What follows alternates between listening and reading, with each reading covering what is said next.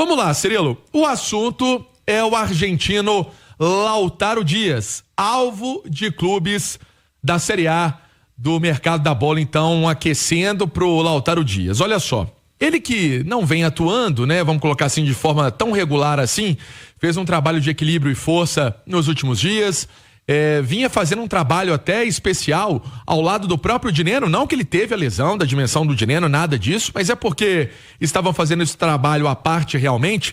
O Lautaro Dias, ele recebeu propostas, o Cruzeiro recebeu propostas por ele. E eu vou passar aqui os clubes. O Ceará procurou o Cruzeiro sobre o Lautaro Dias.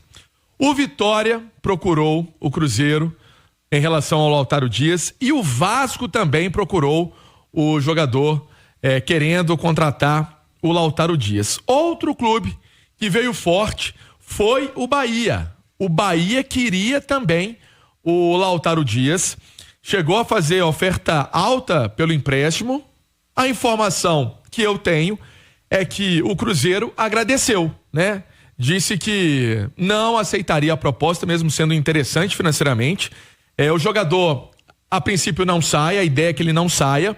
Voltou a treinar bem, né, na filosofia aí do técnico Leonardo Jardim, e o Leonardo Jardim conta com ele.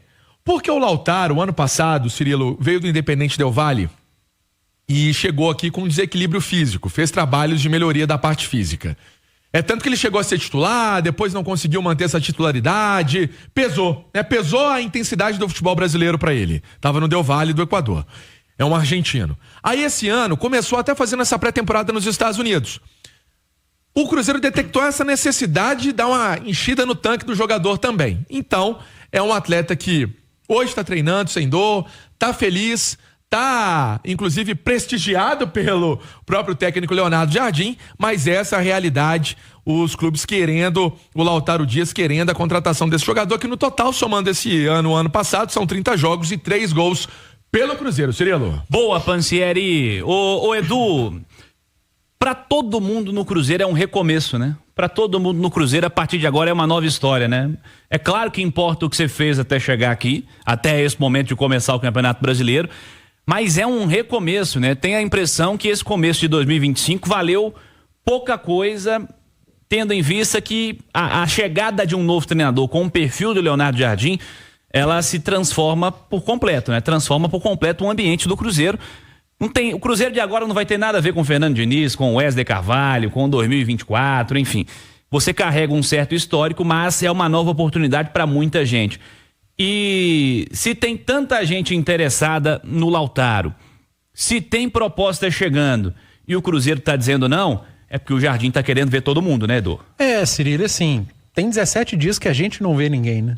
O Leonardo Jardim tá trabalhando, tá no dia a dia, ele tá enxergando, tem jogador tentando convencê-lo, tentando entender a ideia dele, e é o momento desses caras que estavam tendo poucos minutos mostrarem pro novo técnico. Eu até acho que o Cruzeiro daqui pra frente vai continuar tendo um pouco de Diniz, porque foi um elenco montado pra ele, né? Foi o Diniz que ajudou a montar esse elenco. Então até o final da temporada ali vai ter um pouquinho de Fernando Diniz, pelo menos alguns jogadores que inclusive foram pedidos do próprio Diniz. Mas taticamente, aos poucos, a gente vai vendo o Cruzeiro diferente. A partir do jogo contra o Mirassol, a gente vai conseguir enxergar o Cruzeiro do Leonardo Jardim. E que a gente não sabe, né? A gente não faz a menor ideia, porque a amostra foi muito pequena. Naquele jogo contra o América no Independência, a gente conseguiu ver alguma coisa diferente, né? O Matheus Henrique jogando mais pelo lado direito, o Gabigol saindo um pouco mais com o Caio Jorge mais centralizado como centroavante, mas o recorte é o mínimo, né? Não dá para saber se é aquilo realmente o que o Leonardo Jardim pensa para a equipe. Então a gente fica sempre na hipótese. Agora, as propostas são normais. Chegar a proposta nesse momento, nessa janela de exceção, e a gente não sabe qual que vai ser a ideia do Jardim em relação a vários jogadores, não só ao Lautaro. Então, qualquer que seja a ideia do Cruzeiro para qualquer jogador, vai passar pelo treinador. Passa pelo treinador e não tem muito o que a gente analisar de certo ou errado, porque a gente não está vendo o dia a dia, a gente não sabe o aproveitamento, se na cabeça do Jardim o Lautaro é titular, se ele é uma opção bem próxima dos titulares, ou se está sendo muito pouco aproveitado, só a partir do momento que o Cruzeiro realmente jogar. Comentava ontem com o Pansieri antes do nosso debate, né? Durante o noticiário, normalmente às segundas-feiras temos o nosso debate, então vocês comentaristas chegam um pouquinho depois, foi seu caso ontem.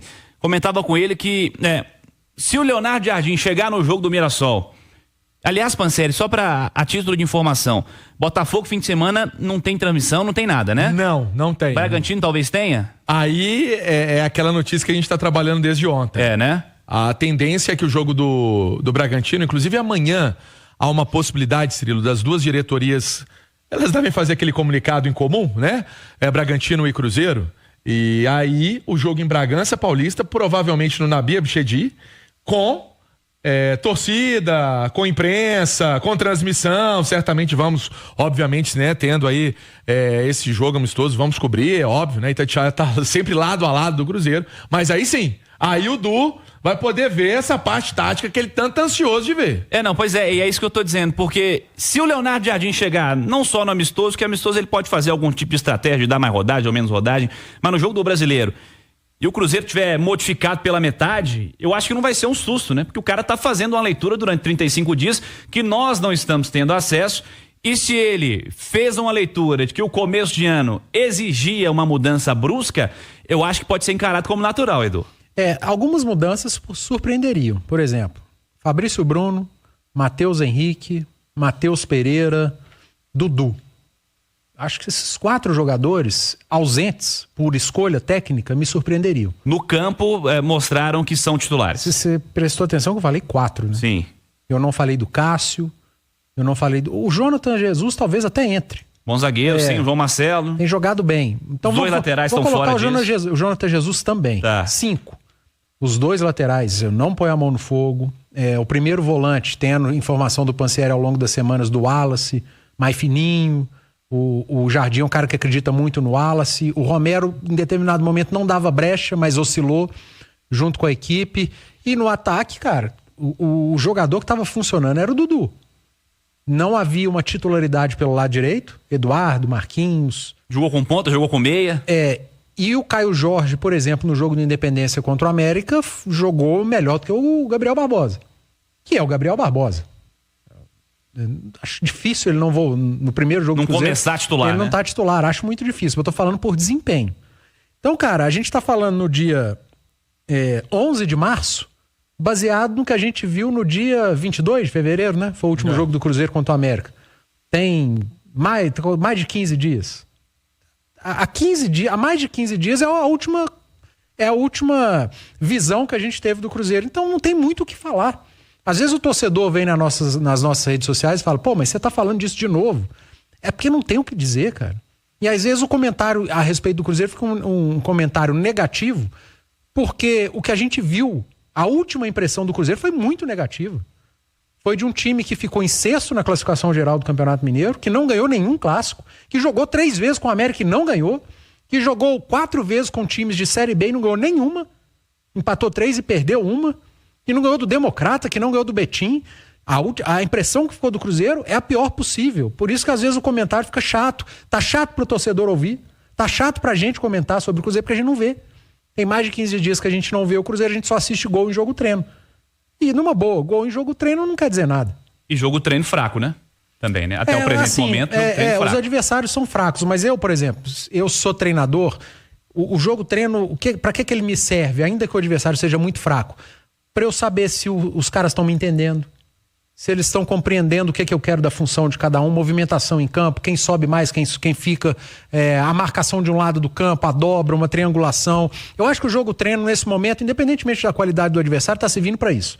Isso é bom, cara. É bom você ter um outro adversário que não trabalha com você no dia a dia. Mas também é fundamental que, em determinado momento, o seu adversário te exija. E o Sub-20 e o Boston City não entram nisso.